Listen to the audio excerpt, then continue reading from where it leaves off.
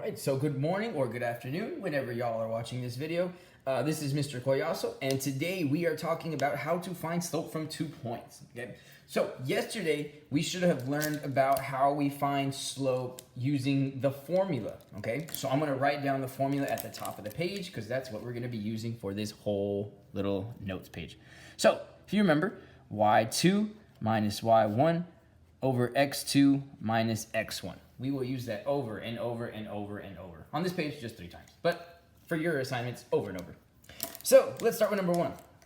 So if you recall from yesterday, the first thing we need to do is label our points. So the first ordered pair I have is 1 comma negative 2.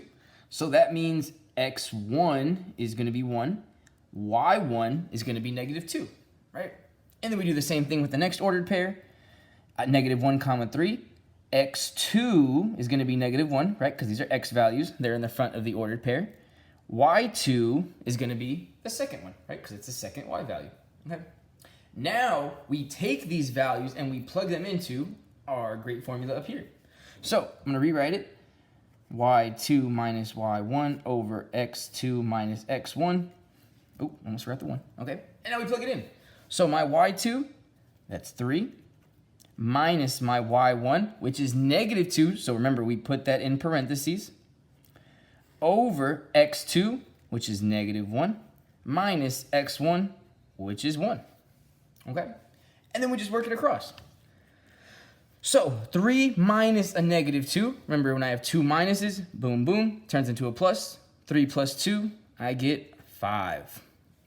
On the denominator, the bottom of the fraction bar, negative 1 minus 1 turns into negative 2, okay?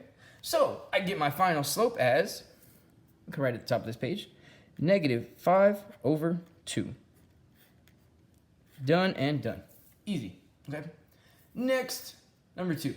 So number 2, I have the ordered pairs negative 1 comma 4 and 2 comma 4, okay? So again, first things first, label our points. So we start with x1, y1. Okay, x2, y2.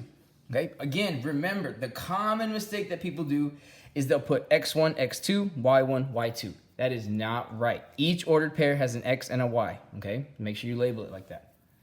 Now we write our formula. y2 minus y1 over x2 minus x1, okay? Now, we just plug in all the values. So, y2 is 4, right? Minus my y1, which is also 4, over x2, which is 2, minus x1, so minus parentheses, negative 1, okay? And then we work it out. So 4 minus 4 gives me 0, over 2 minus negative 1, 2 negatives, turns into a plus, 2 plus 1, 3, okay? So this is kind of like a little special case. So I'm going to write a little note right here. Put a little star. Okay? So when you have a 0 in, I got to move the paper, in the numerator, I hope I spelled this right. Okay, remember the numerator is the top of the fraction bar, so the top. So when you have a 0 in the numerator, that means 0 slope. Okay, that is the key thing, 0 slope. So that means since I have 0 over 3 as my final answer, that means I have a 0 slope, right? The slope is 0. It's a horizontal line, okay? Remember that. So that's number 2. Number 3, I have the ordered pairs 6 comma 2 and 6 comma 6. So again, we label our points. So 6, 2, x1, y1, 6, 6, x2, y2. Okay? Label or write our formula down, sorry. y2 minus y1 over x2 minus x1. And again, I know I write it a lot, but that's just so hopefully like it's kind of sticks in your head and you memorize it. Because it's always easier when you memorize things. So now we plug it in. So y2, that's 6. So 6 minus my y1, which is 2. Over x2, which is 6, minus x1, which is also 6, okay? Now we subtract across. So this one's pretty easy. 6 minus 2, 4 over 6 minus 6, 0.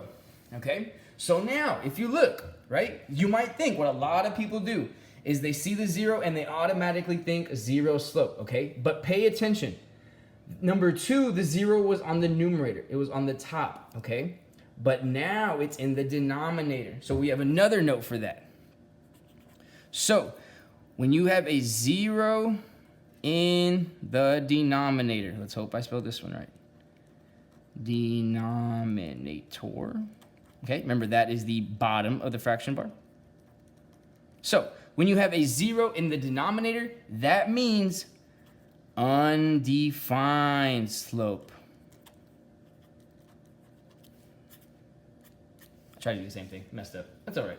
So 0 in the denominator means I have an undefined slope. So we just write undefined here. Undefined.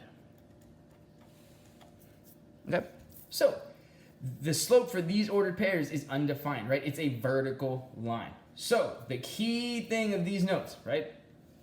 0 in the numerator, 0 slope. 0 in the denominator, undefined slope. Okay, you remember those things, you will be great. Okay, so that's all for today. So if y'all have any questions, you can ask your teacher. But other than that, y'all have a great day.